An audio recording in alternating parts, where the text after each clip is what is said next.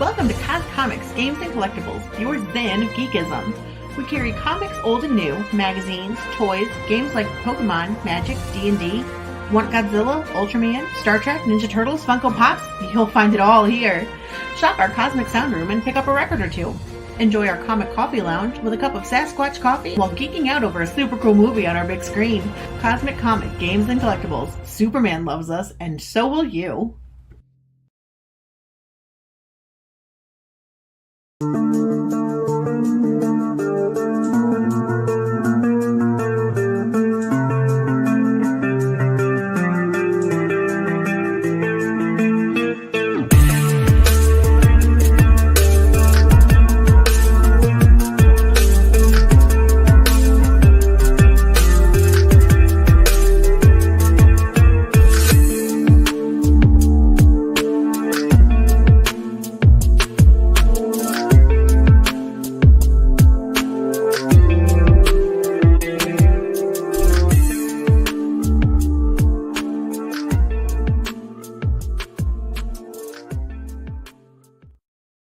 Hi everyone, Jason Hunt here, inviting you to join us every Saturday morning for news. The week's headlines in science fiction, fantasy, horror, comic books, video games, plus Comic-Con updates and the weather, and the occasional interview along the way. We call it Good Morning Multiverse. We hope you join us every Saturday morning at 11 a.m. Eastern, 10 Central, right here on Sci-Fi for Me TV.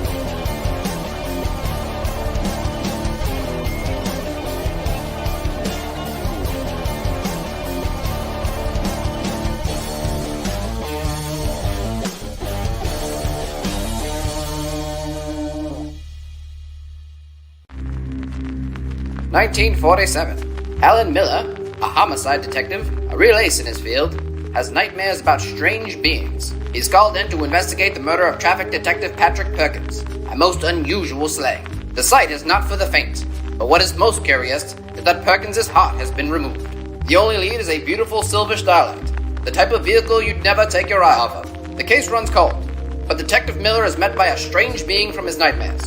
The alien gives him the rub. He informs Alan that a, quote, shapeshifter, unquote, killed the young traffic detective. The kicker? This monster is hiding within Central Police Station alongside his fellow officers. The detective pays no mind to his encounter, but the same visitor is seen chatting up the captain. Alan barges into the captain's office and meets a young man, Ellis Tate, a new transfer from the Big Apple, a man who's been assigned to be Alan's new partner in the Perkins case. This story is penned by Mr. Tony James, a writer of sorts, a lover of old noir and science fiction. He's accompanied by 3 able-bodied artists, aces in their own field, much like our detective. And hot damn, take a gander at those rewards. Commemorate your purchase with these fine items. Don't be a fuddy-duddy. Back Star Noir today. It's the only way to defeat the communists.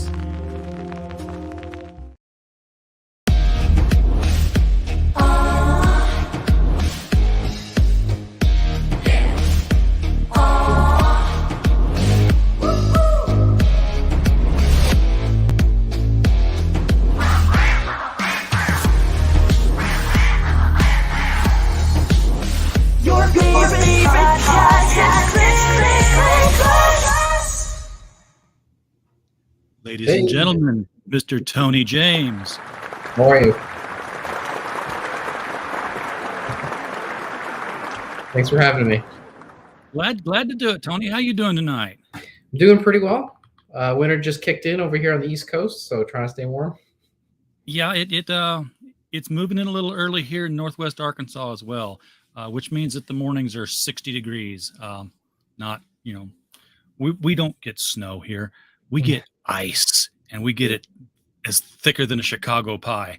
So, wow, that's scary. It's you just you don't try to drive through it because you can't. Mm-hmm. Doesn't matter how many wheel drives you have or how many tires you have on the ground. it's just a skating rink. You don't do it. Yeah, I can imagine. I do want to say up front that this show with you is brought to us by the NSC Roadshow. So I do want to tell people that Inked Marketing and NSC Live TV are proud to present the NSC Roadshow podcast tour. As a creator, come be treated like a rock star as we take you on tour with podcasters, much like Mr. James here, expanding your audience base with each show. So if you've got a crowdfunding project you'd like to tell thousands about, or you're a podcaster who would like more creators on your show, come get on the tour and visit nscroadshow.com. Now, with that commercial interruption out of the way early, let's talk about comic books. Why in the world are you making comic books, Tony? I don't know. It's the only medium that'll have me. At the, you try your hand at a few different mediums, and comics is the one that's working. Well, yeah. I mean, were you a comic book collector as a kid, or? Actually, I was not, but my parents got me an omnibus of the Death and Return of Superman, and that was my first deep dive into comics, and I really loved that big story feel that story had. I loved all the different iterations of Superman, so that really hooked me into comics for sure. I can always tell the age of people on the show when they tell about what their first dive into comics was, and I'm like, yeah, you were diving into Superman. I was already married with a kid. It feels like just yesterday he was dead. Of course, I think it was just yesterday he was dead again. Yeah, he dies a lot now. Yes, yeah, it was a great story though. But so you had to write, yeah, and comics was how did you find writing a comics format, a comic script format? I mean, in the experience of how did I come to it? I mean, when you decided to write a comic, is this well, first of all, let me ask, is this the first comic you've ever written? No, it is not. Okay. This is the second one I've done. Okay. I did. So when you sat down to write your first one, though, I mean, did you know the mechanics that you were going to follow? Because there's several different ways of doing it. Yeah, I mean, there's some core storytelling things that translate into different mediums. But this one, comics, I had to learn about why page turns happen, why there are splash pages, why panels would have more panels, why they would have fewer ones. Yeah, so it was like a learning curve to understand the language of comics and try to tell a comic book story, not just something that was a screenplay that you then turned into a comic book. And then, the artist plays such an important part, because sometimes it's not how many panels, but also the shape of the panels that adds a certain dynamic to the storytelling and the pacing. How did you go about finding the artist that worked for you? Well, when I wanted to start putting this book out, I reached out to an artist on a Facebook group called Connecting Writers with Artists, I believe it's called. And this artist, Pablo Debanis, he is from Argentina. He reached out to me. I sent him the script of the first book. He thought the narrative was incredible.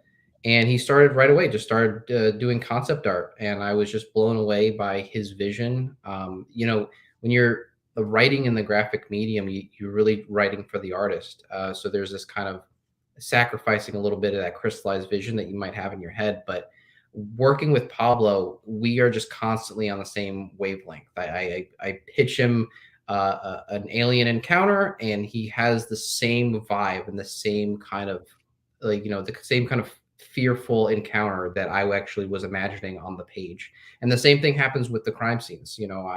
I just say that there should be a body here, but he also makes it a bustling crime scene where there are just people in the background. There's just so much life in every panel. So he's been just really easy to work with. That's good. That's because it's such a collaborative effort, and sometimes they work like this with a writer and artist, and sometimes they work like this. And yeah. There's absolute synergy with Star Noir, even with the colorist and letter as well. So, what led to this particular kind of story? Were you a big UFO buff? Actually, it's a combination of two really strong passions. I really love the 1940s era. I love those noir films. It's not just the cars and the outfits, but I love the rapid fire dialogue that you have in like The Big Sleep, or Double Indemnity. And then on the flip side, yes, I'm very much into Aliens. One of the big influential shows for me growing up was the X-Files, and I really loved how they took those real world alien abduction stories and wove it into their own original narrative. And then what it gave you was this like grounded view of aliens, where it kind of was like the fear of the unknown. It was less fantastical, if that makes sense. Yeah, I do absolutely get that, and I love the same aesthetics. I mean, I when I grew up, I was like heavily into the Betty and Barney Hill story. Of course, the Yeah, World Weekly News. I was cutting every alien encounter out of that because that J. Allen Hynek, he was onto something. Um, yeah. had a scrapbook of it, but I have yet to see anything in the sky that I didn't know was a plane or a satellite. I'm still waiting for my first close encounter of any Yeah, level. yeah, yeah. Uh, but you mentioned the dialogue, and I can uh, completely agree with that. In fact, I was just on a panel at Archon in Collinsville, Illinois, yesterday, Mhm. um, and it was about old time radio, and we were talking about the 1940s detective thrillers and the noirs, and just how much more clever the dialogue was, and how much snappier it was compared to a lot of the fare you get on television dramas these days. Yeah, Um, Very clever. It was very clever stuff. yeah, yeah. The dialogue it's almost like a really fast tennis match. It's everyone's just trying to throw back ideas back and forth, back and forth. And when I was like writing the script, each line, each piece of dialogue is just one line to keep every sentence short, so that when you're reading it, it has that fairly fast kinetic flow that you see in those old noir movies. So if I'm reading this, should I read this in the voice of like a Philip Marlowe or in the voice of a Jack Webb? Because Uh, I mean, I tried to make him as unique as possible, but if you had to choose one, I would probably go more Philip Marlowe. okay, good, because nobody. Well, it worked for Jack. That dead monotone, deadpan monotone sound that he had. Uh, so you have Kickstarter going here. I'm gonna have to take that. I'm gonna have to take the drive-in down, folks. We can't show the Kickstarter and the drive-in at the same time. I have too many things to scroll past. There we go. Um, 9 days to go. Let's just say 2,500 to get there. That last 25%. Uh, Nervous, concerned. Um, no, not particularly. I mean, a little nervous, but I mean, we've had such strong momentum throughout this campaign that it's like, well, if that continues, we should be okay. Yeah.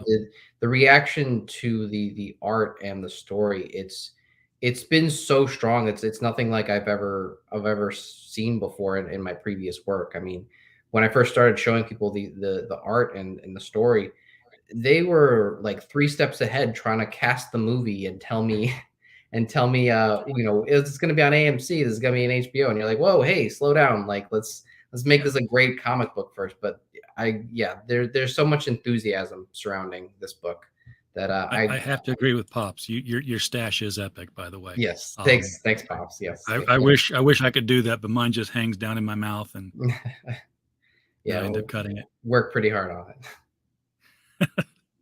Um, Regarding the art, I mean, just the thumbnail for the video here. The two things that stand out to me is that your heroes, it gets beat up quite a bit, which is right in line with a noir era PI. They they they took punches. They got clipped chins and black eyes like that. But the other thing that I really truly love is that the alien is in a fedora and suit. Uh, that's Yeah. it's like, this is a disguise. No one's gonna know I'm the alien. Yeah, I thought it was a good way to in just one image just tell you everything you need to know about the story. And I just love that the artist's interpretation of it. I pitched it to him, and yeah, with he it was the cover is based on old 1940s movie posters, so So really good interpretation of this with the alien. Yeah. Now, when you look at the way they're dressed as characters, your detective characters, he's got the tie, the top button's buttoned up. It's all business. The alien's got no tie, buttons open. That jacket is definitely not formal attire or three-piece business. That is definitely a casual Frank Sinatra lounge around and smoke something jacket. Yeah, Is, and is that it reflects their personalities. Our main character, Alan, who was on the right, yeah, he's very no nonsense, callous, not afraid to beat up a suspect to get information. And then you have Ellis, who is the alien. He is much more benevolent. He's always asking, is there a better way to do something that doesn't involve violence? He doesn't like to use a gun, which gets him into a lot of trouble. So they have a really nice back and forth on what's the best way to go about detective work. I think I might know the answer to this, but I'll ask anyway. How did you come to the name for your alien, the English American name? Oh, for the Ellis. Just Yeah. trying to find something with initials ET. So his name is Ellis Tate. Oh, okay. Yeah. I thought perhaps it was a play on Ellis Island, where immigration all happens. Oh, no, I was trying to find initials for ET. So because he refers to himself when he's introduced as ET for short. So it's like Ellis Tate, ET. It's a little in joke between those guys. It works though. I like it. So a lot of gore right there, right up front. Yeah. Just let's just say it's there. Is this a mature audiences kind of book, or is this just more of a PG-13 heavy on the damage kind of book? Probably more PG-13 heavy on the damage. I mean, the gore is there to set the stakes and the tone. I'm not trying to be gratuitous just to be gratuitous. This is a violent murder caused by an alien, and the two detectives, they're trying to figure out who is killing these cops in Central Station. And you get more murders like this, and they're trying to figure out what's happening to these cops, and in each murder the heart is being removed, and there's a science fiction significance as to why that's happening. Okay. Mike Walters is in the chat. Drop by to share the stream. Thank you for that, Mike. Do appreciate it. And with everybody else would share it out. I never asked that myself. I've got enough viewers, thanks. Well, no, I don't, but that's beside the point. But share it so that more people can see Tony's work right now, so we can get some backers on this project, get this thing moving along so he doesn't have to be chewing his nails off the last 2 days of the campaign. Now, you said that this is an alien that's killing these police officers. Yeah. Is this a world in which the presence of aliens is known at least to some small parties, or is this a new thing? No, it's completely unknown to this world. They're hidden among us. There are people like lounge singers that you meet that you find out that they're aliens. But yeah, it's really grounded in this noir setting.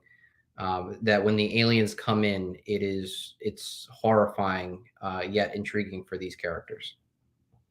So this would be a pre-Roswell world. This is actually right after the Roswell thing. It's there's a radio balloon that actually mentions the Roswell crash. Oh, okay. Is the story tied in? I mean, is no, it's that's sort of like a backdrop thing to just play into the theme of the aliens that are in this. Okay, lets us know. Yeah. Here. Yes. Yeah, but they're Star Noir is just the title. It really is a total marriage of these two ideas of noir and science fiction. So it's, even though it's got a firm foot in the noir setting, the sci-fi stuff definitely is there. Aliens are definitely in this, and there are quite a few interesting encounters. And even a lot of the twists have they're based on noir tropes and have a sci-fi twist that kind of flips it on its ear. So it's pretty interesting. Yeah, I like how it sounds like Star Wars too. It's just that same. It rhymes, is what I'm trying to say. Yeah. Yeah, you don't see a lot of this. I've I've got, I published stories before, and I have a short story sitting around that I never really got to send anywhere. That was pretty much the same. It wasn't the detective noir, but it was more the mobster noir kind of thriller thing, where aliens came in through Ellis Island instead of just landing, and they became citizens. And of course, anytime any ethnicity comes into America, they bring the families with them. So the Italians and the Benduvians were kind of at it every once in a while. It was fun getting into the language of that. Like you talked about, I think it opened with something like, so I'm sitting in Giordano's having ravioli with Jimmy the Fist when in walk these three Benduvians. Fun stuff. I love that kind of thing. Yeah. So, Alan, I'm trying to get Alan and Ellis correctly placed to the right face. So Alan is he has a close encounter with Ellis. Yeah. Yes, this panel right here is the first meeting that Alan has with Ellis, in which Ellis tells him telepathically that a shapeshifter who is among the officers in Central Station is the person that killed the traffic detective that you see on the bridge with his heart missing. So what's Ellis's? Well, I'm going to ask story questions now, but so why does Ellis care? Well, without spoiling, because he's got his own ulterior motives, but there is just there's a reason why people like Alan are used to help find aliens who are being essential troublemakers on Earth, and getting a little too involved. That he kind of needs a human counterpart to figure it out. Okay. And it doesn't seem like Alan's too receptive of it. And so he sees the same alien here in the script. Says, he goes to work the next day and there's the alien talking with the captain. Yes. But when he opens the door. Yeah. For a story reason, Alan can see Ellis's gray alien form, and everyone else sees somebody who looks more like a Tom Holland type of character. So just like a young, idealist kid. So is he doing this with like some sort of telepathy or a device, or is it not even? Yeah, it's a mental projection. Okay. Why didn't he project that way to Alan? That's a good question. I don't know. I mean, I guess it would be even harder to convince Alan. Said, "Hey, there's a shapeshifter alien killing your cops." If it's just some scrawny little kid. But I guess his appearance lends some gravitas. Yeah. But Alan has some backstory with being abducted by aliens that ties into the relationship, why they're meeting in the first place. Like, is it the first time they've ever met, or is this just the only time that Alan remembers that they've met? I tracked you by your anal probe. So, but that would make this much more. That makes this much more interesting, just to get all the words in the right order there, because now he's going to, I would expect to have some sort of repressed memory starting to come forth and really make this more traumatic for Alan than just, that's an alien. Holy crap. To have all that stuff come tumbling forward in his head. Is this a ongoing, a mini, or what are your longer term plans? This is a 6-issue murder mystery where each book is about 40 pages long. This is essentially Act 1, and it's one of these tight-knit narratives that I've been working on for quite some time. It's not like there is one issue and then we have an outline for where we want to go. No, this is the whole book is written, and we have broken it up into these 6 issues. And this is just Act 1. It sets up the murder mystery. It gets these two detectives partnered up, and it sets them on their journey to go around Los Angeles trying to figure out who this shapeshifter in their precinct is. You said that the whole book, that is the whole 6-issue arc, is written. How much is drawn? The quarter of the first book. Okay. Yeah. Just making sure if we can say, hey, this is going to be like an every 3 month kind of deal here, Yeah. or some sort of release schedule. With it not being fully drawn, I'm just going to say it's going to be like maybe if we're lucky, once every 6 months, once every 8 months. Probably 6 months. I honestly, we actually, the pages that we've been working on, we've actually worked on, moved through those pretty quickly. So I would actually be comfortable with a 6 month. It's that's part of the challenge, I guess, with crowdfunded books is coming up with a schedule for an ongoing, Yeah. even a mini series, to where you keep people's interest in between the issues going. Yeah. You don't want to have that, as Mike Tierney on the LCS guys calls it, the expiration of expectations, Right. when it goes on too long. Yeah. I 100% agree with that.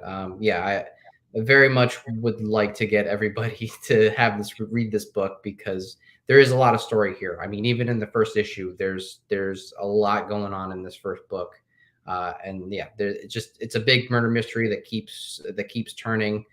Just when you think you know who the killer is, I flip it on you. Yeah, and it's just like that throughout the entire story. That's the best kind of mystery. How do you write mysteries?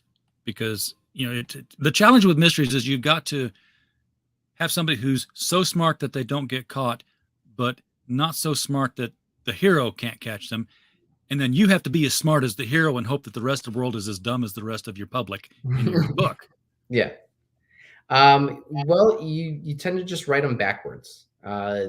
There was when I did like the first draft, there was a scene right at the end that I thought would make for a really good twist, and I realized I had set up kind of an innocuous situation that the reader, if you've read a lot of if you've read a lot of noir, you would have assumptions about where this story is going, and because of those assumptions, the twist works really well.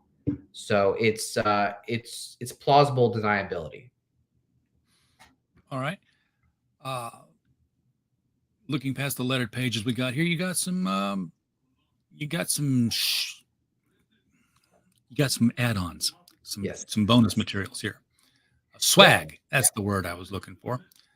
Yeah, we took a couple of really nice panels, kind of blew them up to some 4x6 postcards that look really cool. We've also decided to start making baseball cards, Nice. and we have the badge number on the front and character stats on the back, and even which sidearm they used, because each detective has a different weapon that they like to use. As I mentioned before, Ellis doesn't like to use a gun, so his card does not have a gun on that card. So that's pretty cool. And then our colorist, he took the cover image and he put this kind of crease design on it that made it look really weathered and vintage. It looks like you could fold it up, but it's not folded. But that's just the look that he went with it, which I think looks really awesome. So it's not folded, but it's 11 by 17. So how are you going to ship it? In a roll-up tube, carefully. Okay, because that's one of the things that's how we make our money. Really, is we're through the fulfillment and shipping. And I was like, we fold some, we roll some, but and some of them we mail flats. All depends on what people want. Yeah, I would roll these. Well, then it's going to be on slick paper then, not a heavy board. Right. Yep. Right, and then all right, the rest of it's the team. We can talk about the team. You talked about how you found your team, but can you tell us some more about their background, where they have worked before, if any of them? Yeah, Pablo Debonis, the artist, he's from Argentina. He has done some work for Scout Comics. North Bend was a book that he drew. Yeah, he's great. Vinicius Townsend, he is from Brazil. He has done some coloring work for IDW for G.I. Joe. And then Marco is a very prolific letterer in Italy. He was working on very more cartoony stuff, but working on this, I really liked the way that he thought outside the box when it came to lettering. So I study every aspect of making comics, just to understand the language. Right. And when he would make a lettering choice, I would kind of go, oh, this doesn't sync up with the rules of lettering, and he would have a very good reason for breaking that rule. So he has a very good understanding for the rules, and he knows when to break them. And I really like his choices. Yeah, trust the professional if you've hired one. Yes. But, Yeah. And the letterer, I always say it's a thankless job, because if you do your job right, nobody even notices that you did anything, and it's only when you screw up that they're like, "Who lettered this thing?" No, but he's been very good. People have really liked the look of the book. They would have pointed out the lettering, I'm sure, but he's been great. All right. Captain Finity is in the chat, stopping by to visit, as is BAP2. Always appreciate both of you. Everybody watching, by the way, the link to this Kickstarter is right below the video. It's underneath the big square. You can click on it at any time and get in here and pledge on this. And I'm just going to scroll back into the top real quick. Okay, so we're still at 75.65. Next time I see that number, I want it to be different. I don't want it to be lower. Don't anybody go in there and refund anything. I want it to be higher. I've had that happen. So don't do that one. Let's look at what the possibilities are here for what you're backing. Of course, there is the pledge of that reward. You want the comic. Let's just, if you're going to send $10, send $10 and get the thing. So this is, you get your name in the thank you section. Mm-hmm. Is there a digital on this, or? No digital for that one. The digital starts at 20. Oh, okay. But there is a digital for the book. It's just, wasn't that one. Yep. There it is right there, the setup.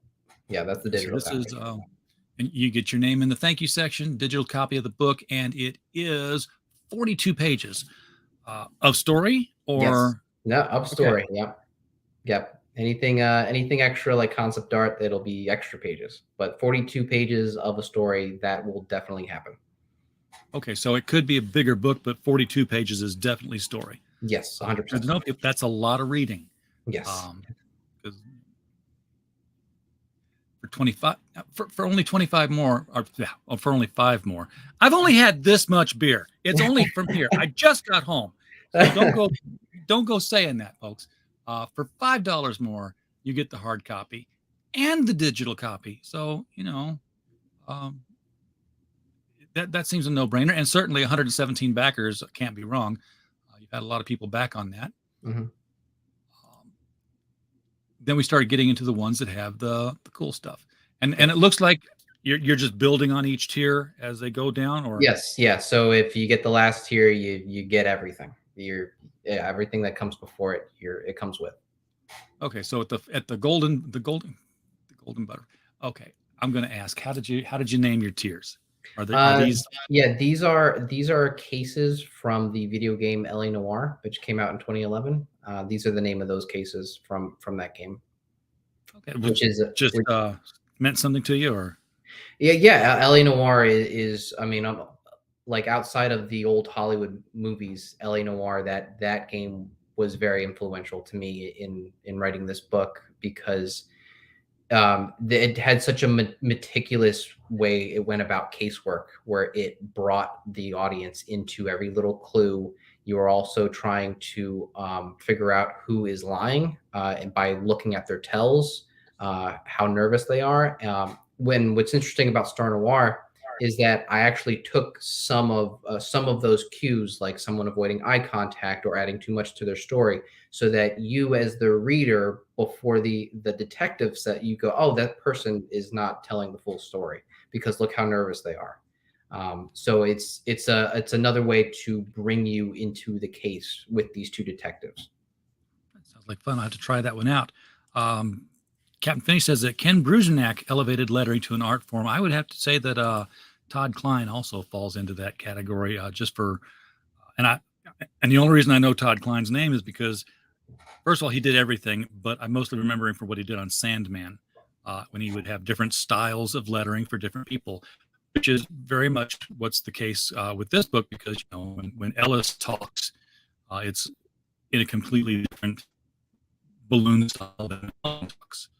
Yeah, there are the alien encounter. There are telepathy balloons for that scene.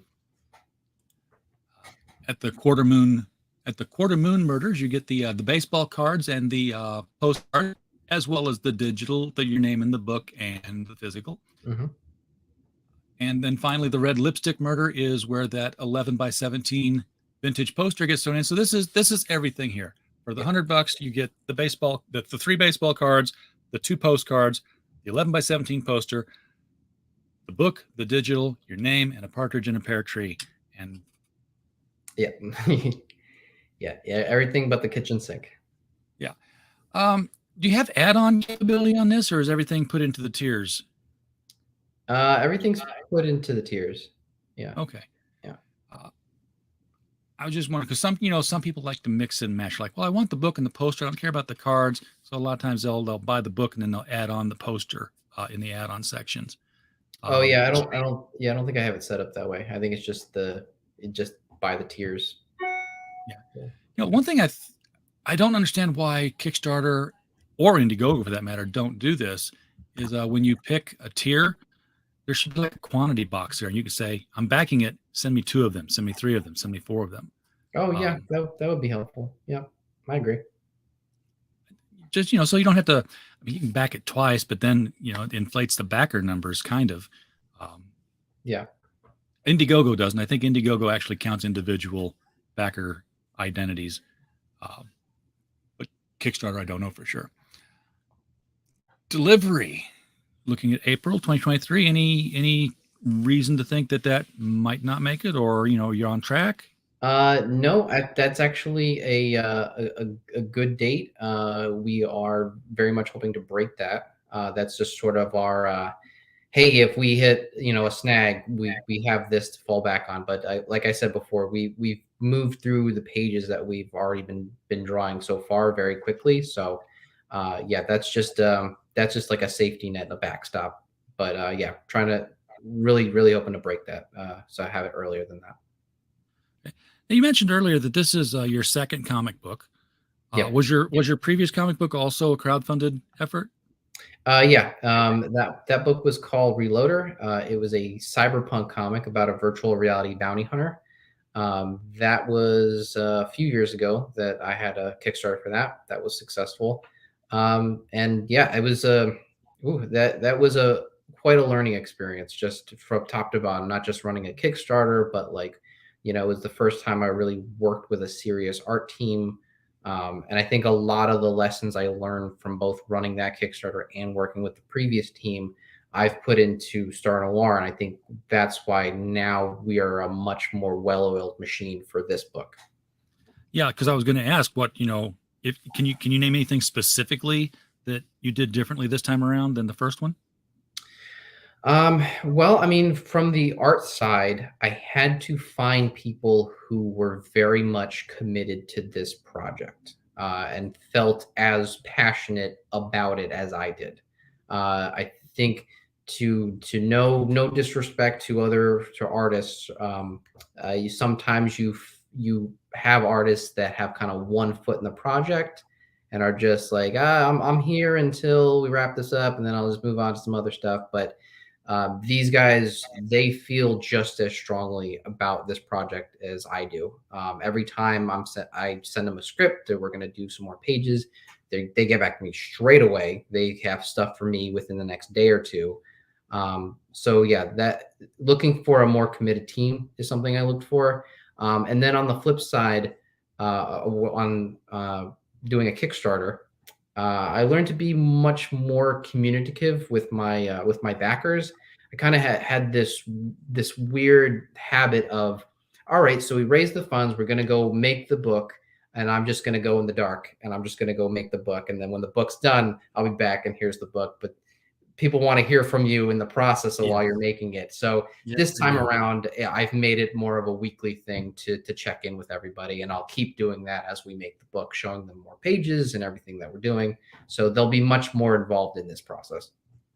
Yeah, one of the points that I bring up when I talk with how to run crowdfunders on different videos is that the updates are very, very important. And you should make one every week on the same day, even if there's nothing new to report. And if there's nothing new to report, you write down nothing new to report. because if you do that 3 times in a row, you're going to be embarrassed to write it down, and you're going to make something happen so you have something new to write. Right. Exactly. Yeah. So every Friday, that's when we're doing our updates. We've been doing it since the campaign started, and we're not going to let up until this book is in your hands. Excellent. I'm glad that the art team is dedicated the way that you've described to, because I've heard too many horror stories where, paid the artist up front, now we're doing the crowdfund, and the artist has skipped town, or he's taking on a bunch of other commissions, and he's not getting work done, or he's just totally quit, skipped out. Yeah. Yeah, that's not the case here. Yeah, these guys, they feel very strongly. I mean, I'm over here trying to do a lot of promotion for the book, and they themselves are totally not asking them to do it at all. They do their own promotion for Star Noir as well, because they also feel so strongly about it. Well, that like I said, that's good to hear, and you can tell in the art they're not phoning this in, so to speak. This is like it's right there in the 40s. I'm just now taking in the fact that there's so much detail in this office. A lot of comics, there'd be the desk, and there'd be the people standing there, which is going to be like background. This gives it a depth and a richness. I mean, it's wood doors. This is the 40s.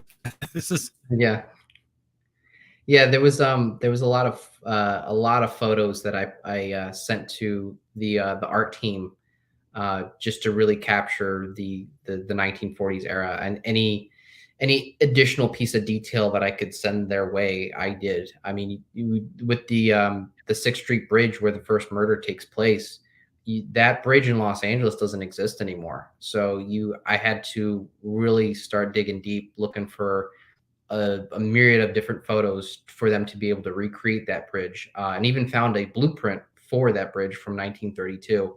And I sent that to the artist, and the artist was able to work from the blueprint of that bridge to give you that 1940s version of the 6th Street Bridge. Very cool. Is in the chat dropping in to say hi. Glad to see you are.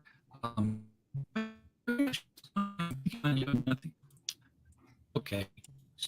There we go. I'm clicking on things and they're not showing up. They're showing up late. Mike's getting ready to start his show, by the way, at the top of the hour. So if you want to do the mic stand afterwards. Cool. Okay. Nothing's leaving. Okay. I can't hide anything. Mike, you're can't even scroll. There we go. Weird. Gingy Gingerton's in the house. Second things see is What a name. weird. Oh, my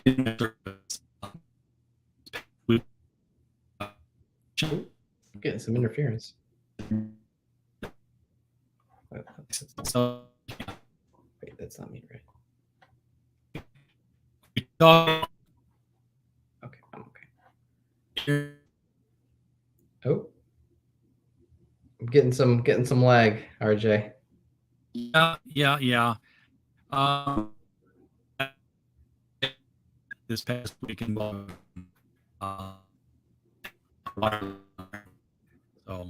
not even though I'm plugged.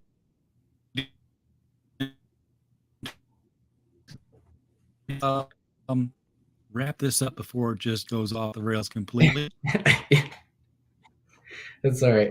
Just a few minutes early. Do you have other stories planned other than the Adventures of Alan and Ellis?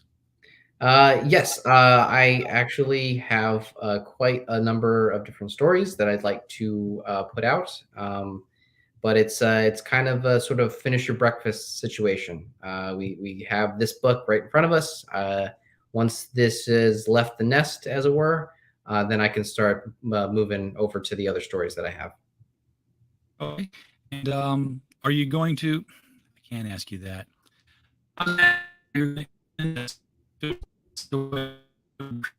Further, there's these two mismatched detectives, but that would be telling. So we'll just have to wait till the story's over and then ask if there will be any more.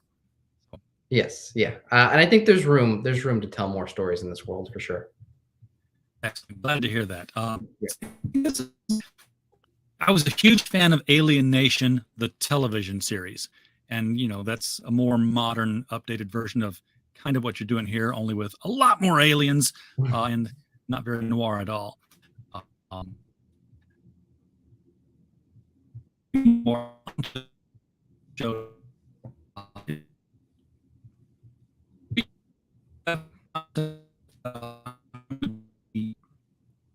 Remind myself about that. So,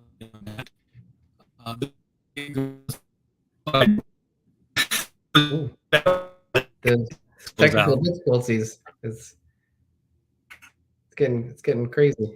Router. What problem is? And it's making me the Wi-Fi connection instead of Ethernet connection. I'm plugged in, Okay. so it's not speed. And I'm going to have to call and tell them to fix their.